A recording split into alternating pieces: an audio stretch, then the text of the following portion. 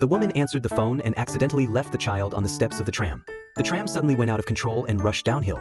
The tram rushed down the stairs, and the little baby was bounced up high. Fortunately, the tram caught the water pipe on the roadside.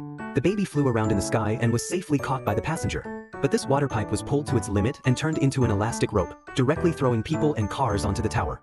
The tram was hanging on top and shaking. At this moment, an orange rolled down and was about to break the balance.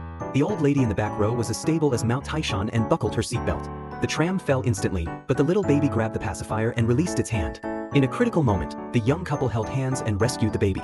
The tram is still speeding, but further ahead is the boundless sea. Several people hugged each other in panic, but unexpectedly the tram stopped after rushing into the sea. They finally finished this thrilling journey and could calm down to appreciate the scenery of this city.